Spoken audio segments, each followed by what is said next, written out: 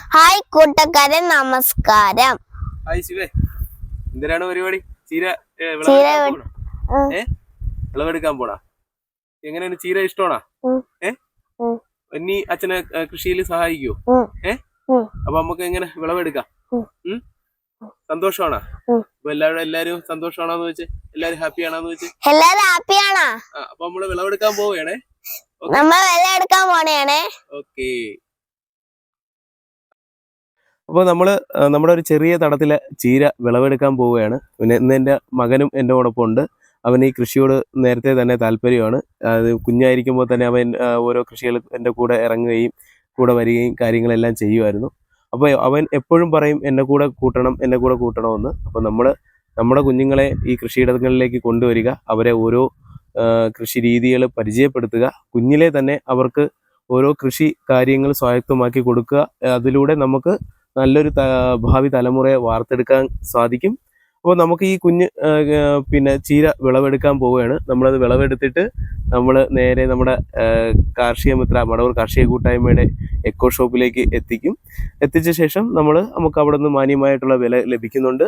ഇനി ഇവിടെ ഓരോ പ്ലോട്ടുകളിലും മാറി മാറി വിത്തുകൾ വിതറിക്കൊണ്ടിരിക്കുകയാണ്. അതിനനുസരിച്ച് പരുവമാവുന്നതിനനുസരിച്ചാണ് നമ്മൾ വിളവെടുത്ത് കൊടുക്കുന്നത്. അപ്പം എല്ലാവരും കൃഷി ചെയ്യണം എന്ന് തന്നെയാണ് എൻ്റെ അഭിപ്രായം. ഇനി ചീര കൃഷിയുടെ സമയമാണ്. ജനുവരി തൊട്ട് ഒരു 6 മാസക്കാലം നമുക്ക് സുഗമമായിട്ട് നല്ല രീതിയിൽ ചീര കൃഷി ചെയ്യാം, നല്ല രീതിയിൽ വിളവെടുക്കാം. അതോടൊപ്പം തന്നെ നല്ല രീതിയിലുള്ള ഒരു വരുമാനം ലഭിക്കും.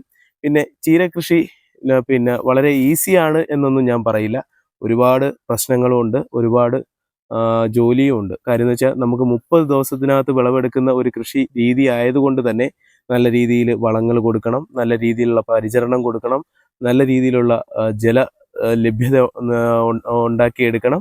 ഇതെല്ലാം ചീര കൃഷിക്ക് പിന്നെ വളരെ അനിവാര്യമായിട്ടുള്ള കാര്യങ്ങളാണ്. അപ്പോൾ അതെല്ലാം നമ്മൾ ഇതാക്കി കൊടുക്കുകയാണെങ്കിൽ ചീര കൃഷി ലാഭകരം തന്നെയാണ്. അല്ലാതെ വെറുതെ നമുക്ക് ചീര കൃഷി ലാഭകരമാണെന്ന് പറയാൻ കഴിയില്ല.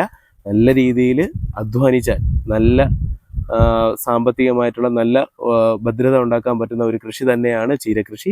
അത് യാതൊരു സംശയവും വേണ്ട. അപ്പം നമ്മളിന്ന് ആദ്യഘട്ടത്തിൽ നമ്മൾ വിളവെടുക്കാൻ പോവുകയാണ്. നമ്മൾ 2-3 ചെറിയ പ്ലോട്ടുകളിൽ നിന്ന് ആൾറെഡി വിളവെടുത്ത് കഴിഞ്ഞു. ഇനി നമ്മൾ ഈ പ്ലോട്ടിൽ നിന്ന് തുടങ്ങുക. അപ്പോൾ നമ്മൾ വിളവെടുക്കുകയാണല്ലേ? അപ്പൊ നമുക്ക് ഇത് ചീര കട്ട് ചെയ്ത് വിളവെടുത്ത് കടയിൽ കൊണ്ട് കൊടുത്തിട്ട് പൈസ വാങ്ങിയിട്ട് വേണം നമുക്ക് കാപ്പി കുടിക്കാൻ. ഓക്കെ.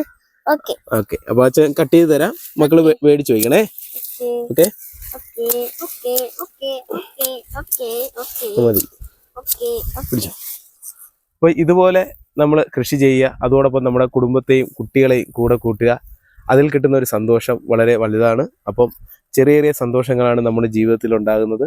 അതെപ്പോഴും നമ്മൾ മുറുകെ പിടിക്കുക തന്നെ ചെയ്യുക. അതോടൊപ്പം നമ്മുടെ കുഞ്ഞുങ്ങളെയും ഈ കൃഷിയിലേക്ക് കൊണ്ടുവരാൻ പ്രത്യേകം ശ്രദ്ധിക്കുക.